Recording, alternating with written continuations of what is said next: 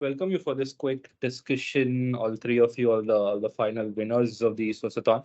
Okay, so generally what we do is even last time we did this after the Sourceathon event, we generally discuss with the winners, trying to understand their background, what they have liked about their journey in recruitment, and how they have traversed through in this entire journey of recruiting, what they enjoy, and what they learn and how they learn about recruitment, how they keep themselves updated, and a bunch of other things. And this will help basically others out there to understand uh, how to keep themselves updated in terms of what's happening in the recruiting industry, right? Just to share it with the community, and so that the community also get to know what people are doing around them, what recruiters are doing around them differently, and so that we can learn from each one of us, right?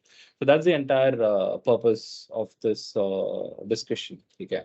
So yep. So now let's start with each one of yours brief background, trying to understand what has been your journey. Where do you come from? Did you do a engineering MBA or you just did a BCom MBA? What is your background, right? And how did you bounce into recruitment? You thought about recruitment as a field. Okay, I'm going to become a HR, and then you became a HR, or out of the blue someone called you and then you ended up into HR, right? So what was it, and how's been the journey so far, right? So yep, so that's something which I would like to know from each one of you, because I'm sure each one of you will have a slightly different story in terms of how you ended up being in HR, and your journey till now, right? How did you traverse that thing, right? So let's start with Vinay. Yep. Yeah, cool. So, Ashif, like I was just born and brought up in Osur. It's like in Tamil Nadu, like close to Bangalore's like border. Mm-hmm. So I have done my schooling, everything in like Osur. So after that, like I have done engineering. So engineering I have done in like Salem, which is like Vinayaka Mission University. So I have done like BE mechanical. So after that, like I joined for MBA. So in New Horizon College, which is in Bangalore. So after my graduation, I mean, like after engineering, I just thought to go for something like related to mechanical. But since I don't know, like to be frank, like my most of the friends are like joined for MBA. So even I just thought to go for MBA because I don't know like what I want to do. I don't have like exact like plan also. Then I just have completed MBA. So after that, like just in college campus, I joined through one recruiting. I mean like consultancy. So I have done internship in like one small consultancy. Then I just joined like IAMI, which is like again consultancy, which is in Kormangla. In IAMI, I have worked for like more than 2 years. So we had like different clients. So like almost 2 years, like I have worked in IAMI. Then I moved to one small startup like Vyapar. That is also like in HSR layout. In Vyapar, I worked for more than 1.5 year. So recently, like 1 year back, I joined for Medibuddy. So currently, I'm just working in Medibuddy. Okay, cool. Awesome. Awesome. Sure. Yep. Sonali, how about you? What's your background?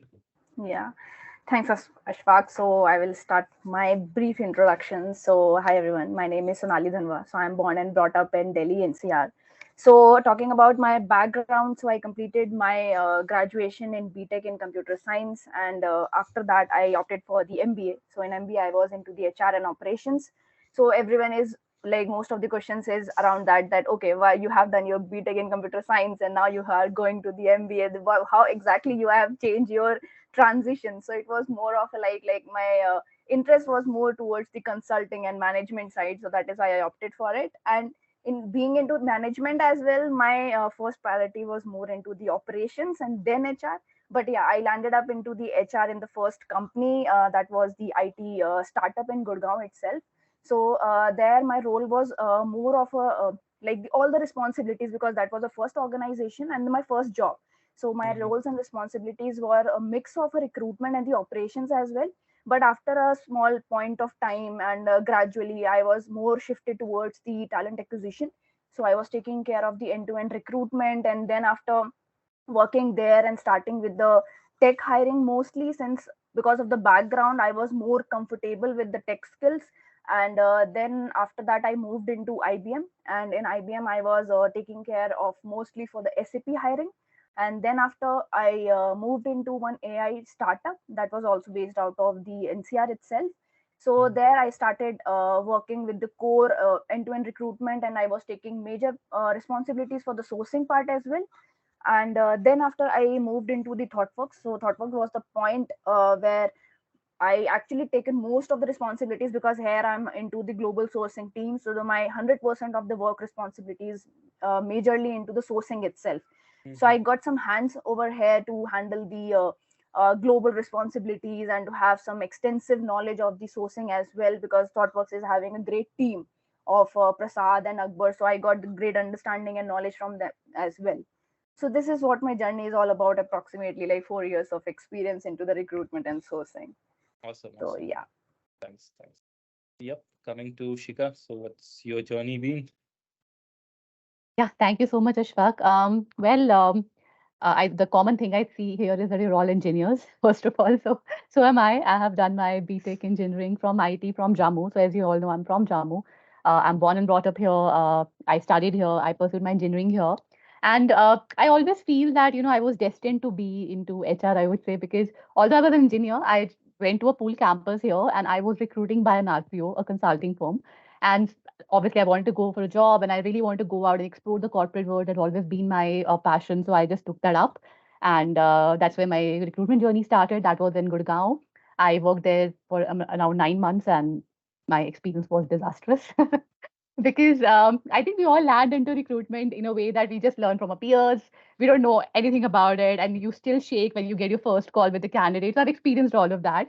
And after that, due to some personal emergencies, I had to leave the job and come back to Jammu. And when I came over here, I took a break of a couple of months. And I always thought I want to go into my core field of IT and I want to be an engineer only. And I even went for off campus. I got recruited into IBM as well, but they delayed the onboarding big time. And then I appeared for Tech Aspect, TA Digital, now it's called as, that's the brand name, TA Digital, which I'm a part of right now. And again, ironically, I came here for the interview of trainee software engineer. And again, I was recruited into a recruitment team there. So I was like, okay, let's go and try it out again. But I was told that if I do well in initial 1 year, maybe I'll be given a chance to move into development side again. So I took that up, and I mean, since it was my second chance, I again started the journey, and now I was seeing the corporate side of recruitment, of course. Consulting and corporate is completely different, right? And then I started to evaluate myself as, do I really want to pursue this? My first year went really well here. And that's where my calling happened. And I took a call that I want to stay in talent acquisition because people connect to something that always excites me, and psychology and, human resources is all about connecting to people, right? And by that time, I was settled and I decided, that, okay, this is something I want to pursue. And that's how I'm here. And the good part is, I've been with TA Digital. I'll be completing 10 years this year here. And the best part is the organization has offered varied opportunities. I moved into various roles within talent acquisition. I explored the HRBP side of it. And I went for a maternity break like a 1.5 year back. I have a year old daughter now. And after that, I came back to talent acquisition again. Now I'm handling the employer branding, recruitment, marketing, and analytics side of it. But sourcing has always been, the base of it, and I always want to stay in, touch with that and be updated. I think that's how you can grow. You cannot leave that aspect. Besides, whether you are a day-to-day sourcer or not. So yeah, that's how I'm here. A little bit brief for myself. Yeah, so I think that's been the journey of most of the recruiters, right? That we end up into Yeah. recruitment, and then that just happens to us. It's not something Yeah. we think, okay, we'll get into recruitment. Even people who have done their MBA HR, I don't think people really think about recruitment per se as a Primary role. domain or a field, Right. right? So we just pick it up on the go. So yeah, I think Sonali, when you completed your MBA, did you think you'll get into specifically into No, recruitment? I was more emphasized towards going into the organization development and L&D part, which was more fascinating. But Mhm. yeah, like while taking up the responsibilities and everything, I was moved into the recruitment itself. So it was not a very first part in the mind that okay, I will move into the recruitment in the first job itself. Got it. Got it. How about Vinay? You completed your MBA, right? So was it in your mind you'll get into recruitment specifically, or it was just general HR? What was in your mind? No, like I was blank. Like I don't know what I want to do after my graduation. So since I got like internship in one consultancy, so I just that's how like I started my recruitment.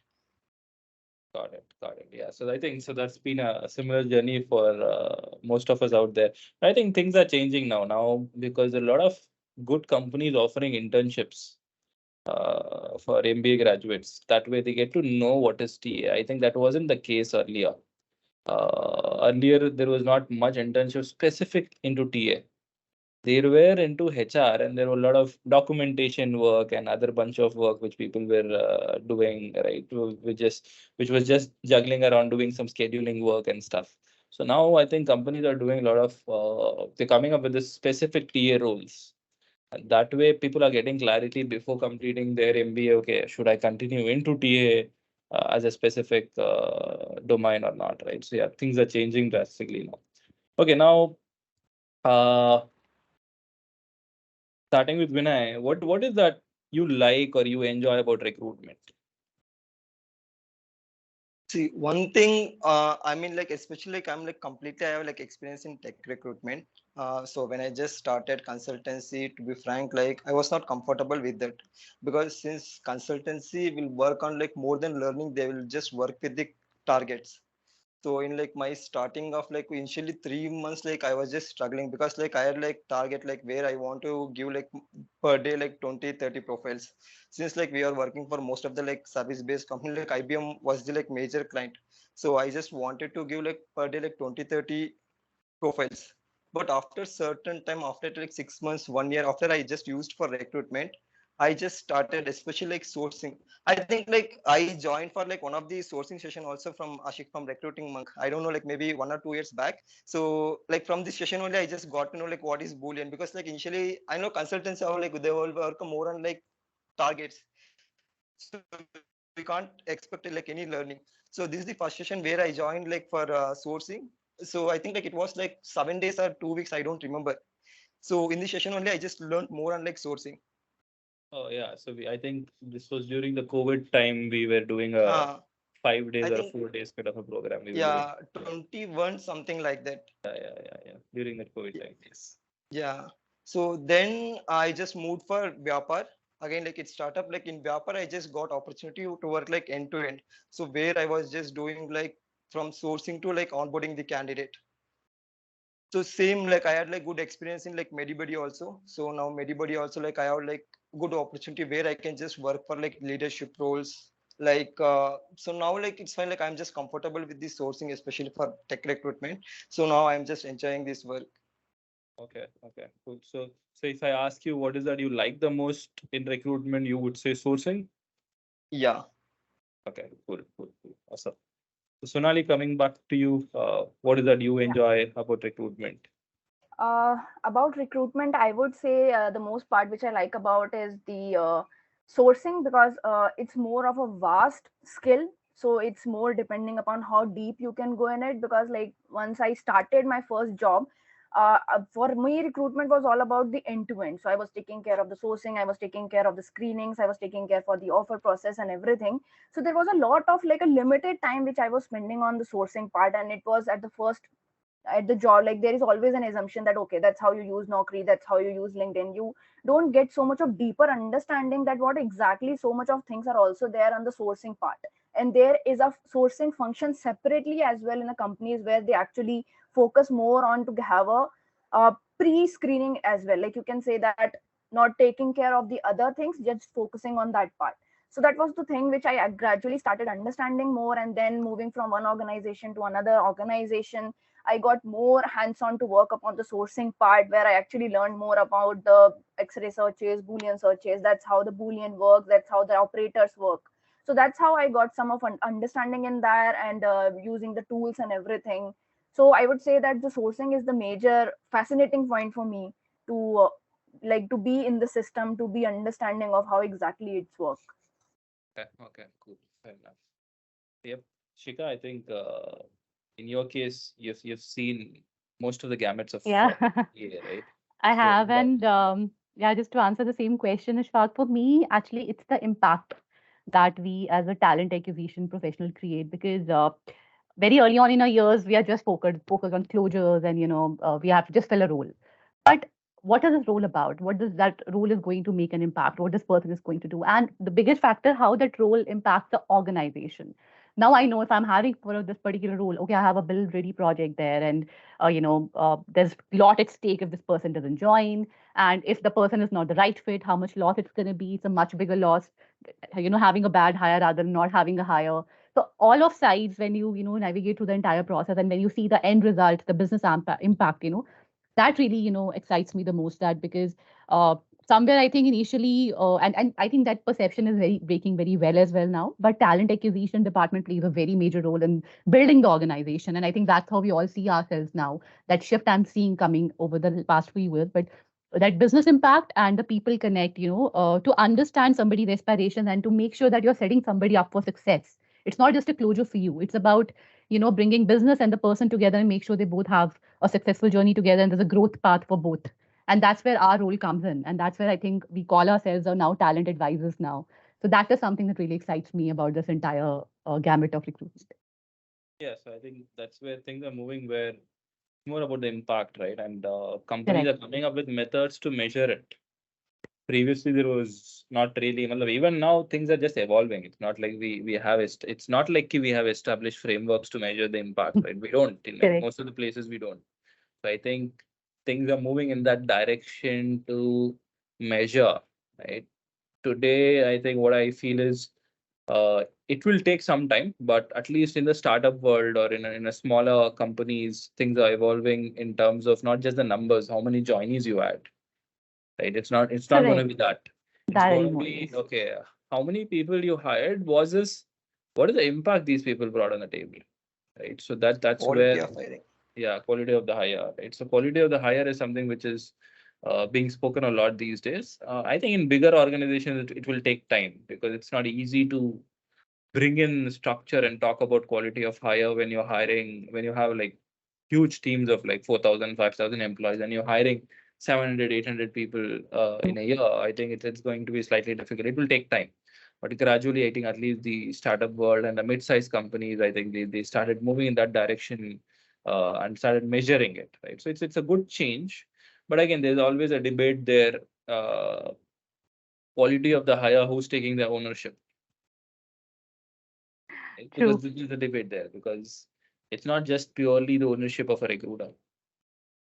There's And there are a lot also, of factors to be measured. Even calculating quality of hire also is pretty tricky. Actually, we are actually trying our hand in here to gauge how we can do that. But yeah, a long way to go for that for sure.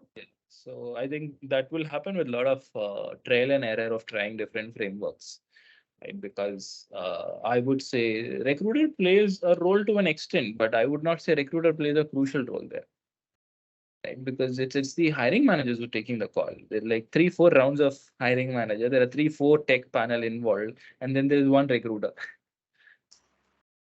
right? So the recruiter does sourcing engagement. Okay, at the end of the day, 3, 4 people are engaging with this candidate for almost 1 hour each, 3, 4 hours of interaction. And so there's always a tricky debate as who's taking the bigger ownership there. Is it the recruiter or the hiring team, right?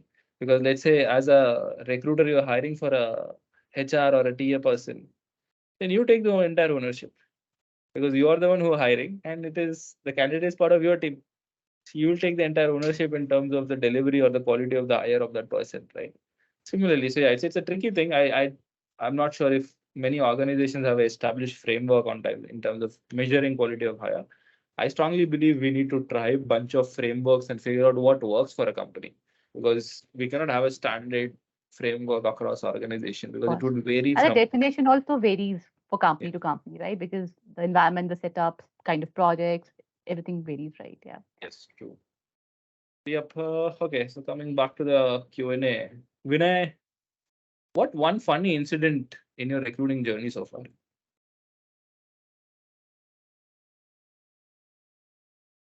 I think every TA guy will have TA guy, TA person will have some funny journey, funny incident from their recruiting journey. Yeah, I'm just thinking, Ashif. Others, anyone who has already have the journey in your mind, Matlab, any funny incident you have it in your mind? Shika, you have it? Any funny I, incident? I, I don't recall as such, what I could point as funny actually. I think as recruiters, we mostly remember our pain points more than the funny Yeah, aspects. true. I Whenever If you you I get ask the us the pain point, we'll just go crazy. I only have funny moments from the camper, like the drives, walk-in Yeah. drives, where you have to face a lot of people to and let them know their rejections as well. So that is the only funny point you actually try to avoid have that conversation in the office itself, because sometimes some people don't want to take that rejection feedback.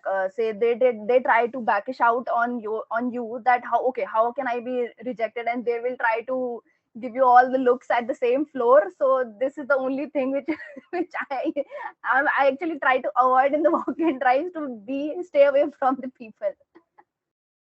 Oh yeah, probably I'll tell you a funny story what has happened in my journey. Probably that would help you recollect something in your journey. Yeah. Right. Okay, this is not with me. This is with one of my teammates when I was fairly junior. I was just 1.5 years in the industry.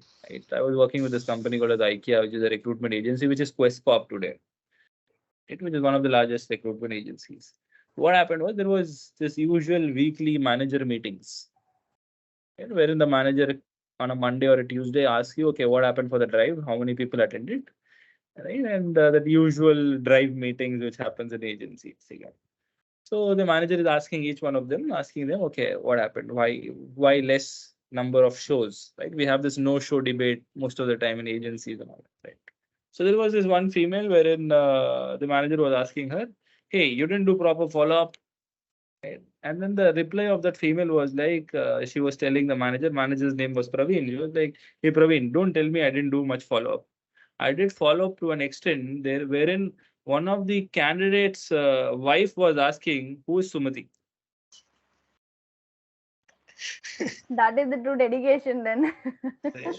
So, so, Okay. so yeah, so this person, I think, had saved this recruiter's number, right? And she kept on calling so many times, and that number started flashing on his mobile. And his wife was asking. So And this candidate later went on to say, "Hey, why do you call me so many times?" Right? and sometimes it do happen, like candidates tell you, okay, we are coming, we are on the way, we are at the second floor, we are at the Yeah. ground floor, and when the interview starts, they will not show up, and they will not pick up the phone, and it's like that, okay, then where were you were at the second ground floor now, where you actually reach which floor you are. But now most of the interviews are happening virtual, so we don't have that issue problem. Yeah. No, but that problem of, wherein people are appearing on somebody's behalf, we saw a lot of that actually. And that's a funny incident, Ashfaq, just to tell, not with me, but my team member. The day person joined and we saw the video call, we were shocked who's this person because we never interviewed him. And we had to let go that person. So that was definitely funny. And then we really, very avidly, we started following, having all the, snapshots of all the interviewers and the ATS and validating on each interview the same person who's interviewing. So yeah, that happened a lot in remote setup.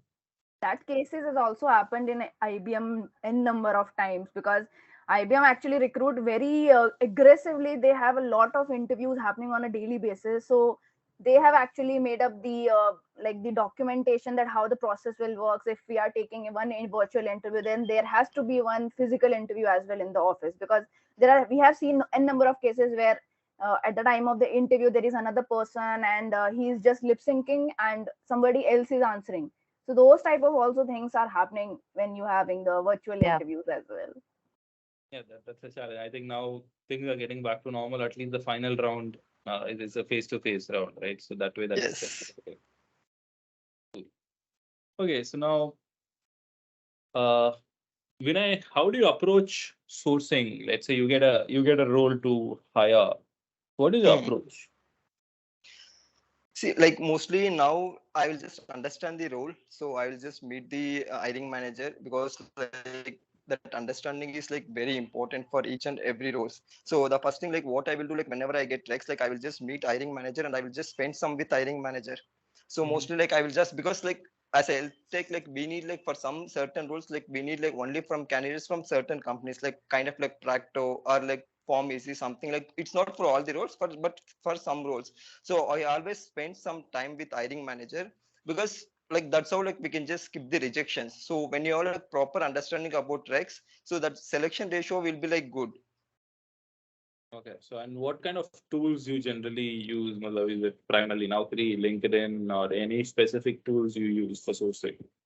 So max, like Kashif, as of now, we are just using like LinkedIn, Instaire, and Naukri. So this is the major three we have. Like others, I don't think so. How much efficiently we will, because Instaire like quality is good. Again, LinkedIn will be like good for leadership and passive candidates. So Naukri will be like good for junior roles.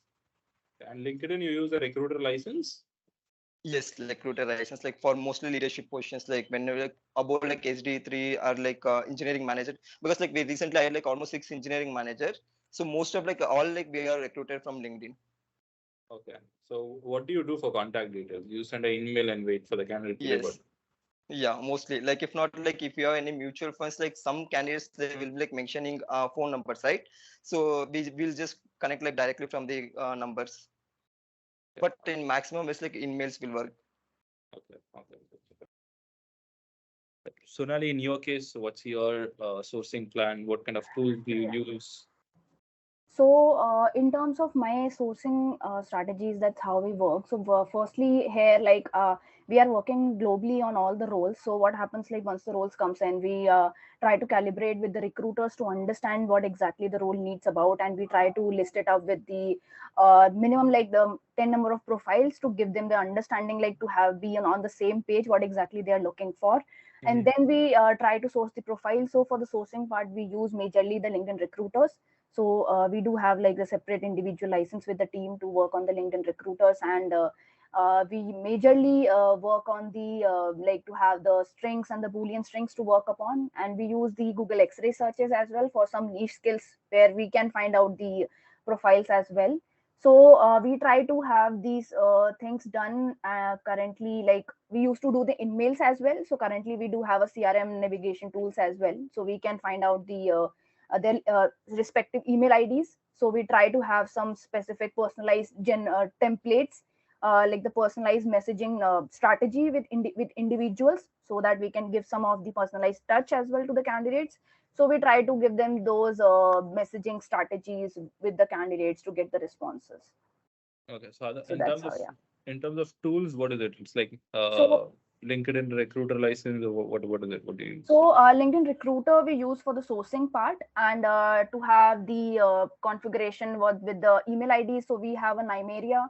We use Sourcewhale. So Sourcewhale is sort of you can say like a sort of CRM tool which is having a lot of features, campaigns, and everything is there. So it's a sort of a marketing tool which we have started using recently itself. So it's actually having a lot of features where you can connect with the candidates through their email IDs. You want to have some automation. So it's sort of automation tool where you set some systems in the email IDs to go upon, and there is a settings in that automatically you have, for example, if you have set a follow up with the candidate, 3-step follow up, and that is needs to be done after a 1 week of gap. So that's how it actually goes out also. Okay. Okay. Cool. Yeah. Fair enough. What name you said? Sourcing whale. Sourcewhale. Sourcewhale. Yeah. So yep. So Shika, how about you? Is this sourcing is something which you do these days, or it's like purely moved towards Not marketing? really, but no, I've completely moved out, and in fact, it's been some time already because prior to this role, I was into HR business partnering, wherein I saw the entire end-to-end employee cycle after the recruitment process that begins, right? So that has been also fascinating. But in terms of how we're approaching a role, how it's been for me, and also how the team is also approaching, to give some perspective, there is like I think once we get a role initially first, we do a quick search ourselves first before going to the hiring manager, so that we get some understanding about the available talent pool. Naukri is definitely one of the primary portals that we use in here, and we do have LinkedIn Recruiter as well. And some initial research about the role, a little bit talent pool availability definitely helps up when we approach the hiring manager for a detailed discussion about the role, whether it's a backfill, whether it's a new project, and the team size and the kind of work this person would do, a little bit about the career path ahead, and the certifications involved, what could be the learning curve. All of that is something we check, and then we proceed from there. And for in our organization, we are primarily a digital marketing company. We do a lot of work into content management platforms. Adobe, we are platinum Adobe partner. So in terms of sourcing, apart from LinkedIn Recruiter and Naukri, the regular ways, we do a lot of connects with the people who are very active in Adobe community, or in Sitecore community for that matter. And we do target based messaging as well. And we primarily use LinkedIn Recruiter, the in-mills part, because we have unlimited option there for the engagement purpose. Even if we don't have a role, try to building a talent pipeline whom we could engage with in future, and to make sure that TA Digital registers as a brand, so that when we approach in future, it's not a new name for them. So that's the approach that we follow as a team here. Awesome. So, building that talent pool and engaging with them, keeping the future in mind Correct. is a Correct. good initiative because I think the Adobe community, what you're targeting, is a very niche one. It's not like you have too many Absolutely. candidates, right? So, Yeah. obviously, engaging with them will help you to get your brand upprint, right? Exactly. Yep. Cool. So, yeah, next question is like, let's say, like, Vinay, what is that as a sourcer you look forward to improve? Right? Which areas do you look forward to improve in terms of sourcing, and what steps do you take in that direction? Okay. See, even though like I'm just good in like Boolean archip, like still there is like so much is there to learn because as I told like this now like still I want to improve more on like GitHub, Stack Overflow. Like this is something like where like I feel like I just want to learn more in this because like now like search operations will be like same, but when we're just working like different portals, we need like more experience. So now like when I'm working like in GitHub, Stack Overflow, these two areas like I want to improve still like more. Mhm. Okay, cool. Yeah. How about And you? now mostly like I will be like joining like weekly or like 2 weeks sessions where there are like so many like I just joined few committees like where they will be like giving like sourcing trainings. So mostly like I will be just joining like that communities where I can just learn something in the sourcing. Okay, what kind of communities are these? Like mostly like they will be teaching on like Boolean search. Like one is like sourcing X-rays is there. Like they're like bit familiar in like that founder is like bit familiar. Like every Saturday they will be having like one session, like 5 to 6. So weekly once I will be joining the sessions. Okay, cool. Okay, so any other community which you have in mind other than No, this? like as no, no. Okay, okay, cool. Fair enough. Okay. Sonali, how about you? So, Yes. So for me, I would say like the sourcing is basically the thing which is not at a hard and full stop, and learning is also the thing which never be into the hard and full stop. So there is always a learning chances for you. So currently, I know about the sourcing, but the only part is that where I need to improve upon is to have more understanding of the sourcing. And sourcing is having lot of tools and understandings of it. So for example, like there are many shortcuts and Chrome extensions are there which can be used for like the Chrome extensions for the as a CRM tool. There are many other tools as well. The Chrome extensions are there. So there is one website, the Sourcing Games. So Sourcing Games is having the levels which you try to like complete upon, and that gets on harder level on each and every level when you try to learn it upon. So sourcing games is also one thing which where I'm actually trying to solve it on. So there are having multiple of questions not related to the sourcing as well, but a number of tricks and tips that how you can identify this person, how you can identify this person's email ID. So there are many other things on that part, and so these are the things which actually I want to excel more on this part. So at least like because these competitions like the Sourceathon and there are many others at the global level as well. So you can actually accomplish that only when you have an understanding of all the things. It's more of like how quick you can have, how quick efficient you are, the profiles which you are getting, are they relevant? Because everyone can give you the profiles. It's just the only part that the skills and the profile which you are giving, are they actually matching what exactly they need? So this is something which I wanted to more excel about. Like on the LinkedIn there are many of the few great experts like Irina is there, and Mike Cohen is there. So if you go through their post and their LinkedIn post and their blogs, so you can understand that how they are at very advanced level from their post, that how they are actually doing the searches, the Boolean searches. They can quickly tell you that okay, from this search you can have this type of results, from this search you will not get this type of results. So this is something which I want to more excel about. okay, okay, Yeah. awesome. So, yeah. So, Shika, I know you're not really part of sourcing, but whom do you really follow? What kind of communities or what kind of sourcing leaders you So generally follow? well, sure. I mean, definitely, few names are already taken, like Rina and Jan Texe. I follow him a lot, and Dean Da Costa for sure, because I think I would want to call out, if we talk about Indian communities, definitely a big shout out to Recruiting Monk and Recruiting Adda, I would say, because I think at global perspective, definitely there are a lot of things, but talking in terms of Indian market is, definitely different, right? And then what I would want to call out that as well, Ashfaq, that in terms of sourcing, I think as recruiters, we are very much fascinated by when you hear about internet sourcing, Chrome extension. And when if we open Dean Da Costa's open SSAR, your mind will be blown out. There's so many tools. I was shocked when I saw that, and you won't realize what to do with that. And I think since I was a part of your mini diploma workshop as well, the first one, right? I really like that approach of, working on your fundamentals when it comes to sourcing, to understand the role contextually, strengthening your Boolean, and then also understanding the platforms that, architecture of Naukri, architecture of LinkedIn, because I really love that approach that you shared, the power of not operator. And I use that a lot when I was into sourcing, and I recommend the team as well, because are we really exhausting the valuable resources before going out and looking for more, right? That approach I really, really like. So fundamentals is something I really focus on. And I think there's no limit to the tools and everything. But in terms of communities, I really follow all this. I'm an avid reader of blogs on SourceCon that gives a lot of insights. And our Indian communities, of course, and being participating in RPL and Sourceathon, that adds up a lot of value in terms of your learning and getting the bigger perspective of how this profession altogether is growing actually. Yeah, cool.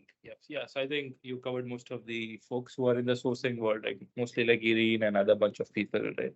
So yeah, I think these people mostly focus on the internet bunch of sourcing. How do you really leverage? Irene is someone who is very good when it comes to X-ray searches. She does a lot of work and a lot of research in terms of the X-ray searches. So we are launching one tool which will help in terms of sourcing, wherein we have picked up a lot of work which Irene has done, and we've automated that piece, right? Like it will be more like a bot.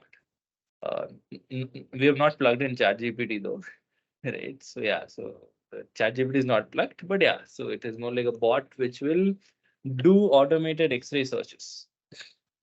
You put in keywords, it will give you output, and if there's a paid version, if someone is using it, then it will tell you, okay, do you need more variants of searches?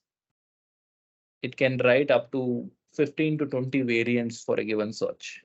Because in X-ray, you can break down a search based on number of followers, right?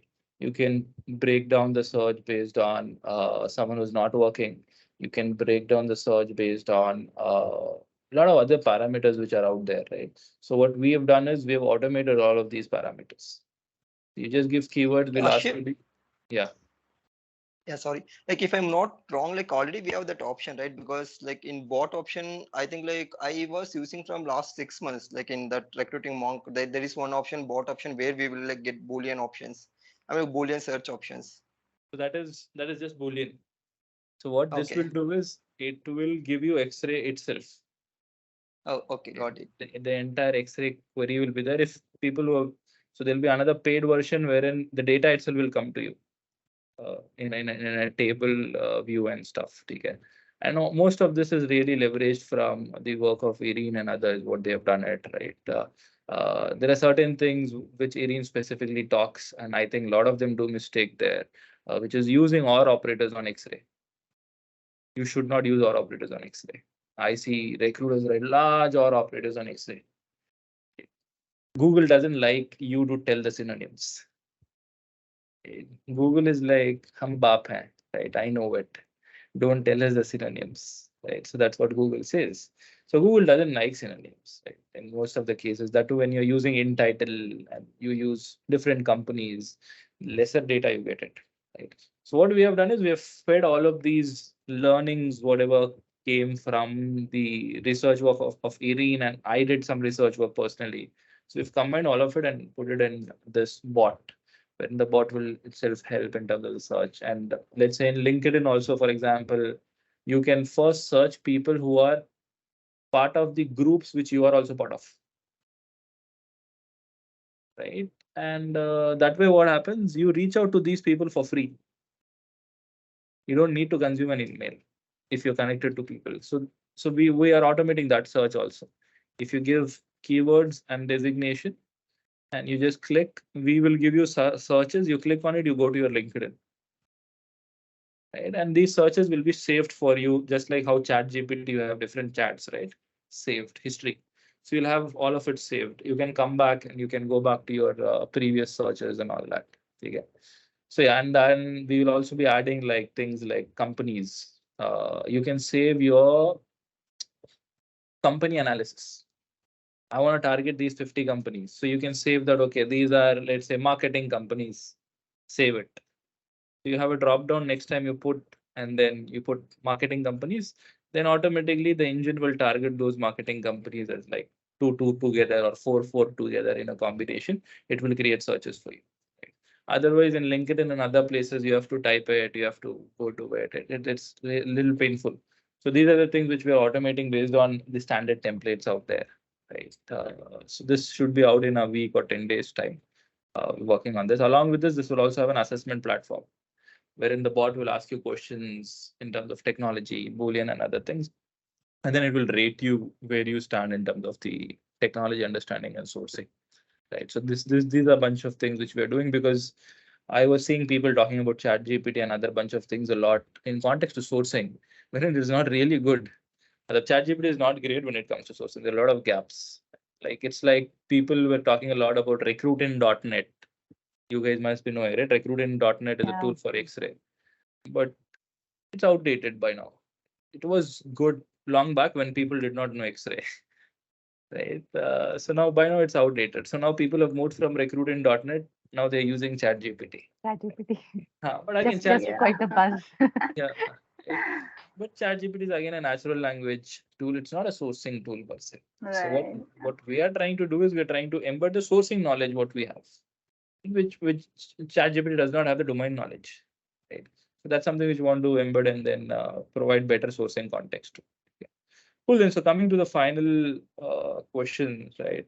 Uh, how was your experience with the Sourceathon, whatever happened? I know there were technical glitches. That's the other side of the story, right? So otherwise, how was your experience working with this? Because yeah, so yeah, starting with Vinay. So it was great, Ashif, like because like the option I just joined like last before that week also we had like, but because of that glitch we had like so many issues, so we couldn't do that. But next time when I joined, like I was not sure like I'm going to win, because like when I was just seeing like I was in from 10th or 15th place. Mhm. So, and we want to use the designation, like we shouldn't use like UI developer or front end developer. That's like one of the challenging. And like again, like we need candidates only from unicorn companies. So that's where like I used not, because usually like all the front end developers, the designation they will be using like UI and front end, like 80% candidates will be like use. I'm like they will be like with front end and UI. So that's how like I used not, so that like I got like great results also that in that, and it was like good experience. You use not for what? For negating UI and then you use Yeah, okay, front and then end. you use yeah, SD1, SD2 kind of designations. No, I didn't use that. I just eliminated that like front end and UI developer, so that like I will be getting like software engineer one, software engineer like two. I didn't mention any designation.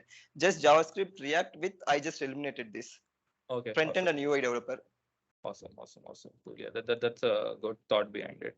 So yeah, well, in terms of the ranking, what had happened was when we analyzed the final results, a lot of them did not focus specifically on the unicorns. Unicorns. So people who scored well and then the results finally changed. Basically, they did not specifically focus on the unicorns.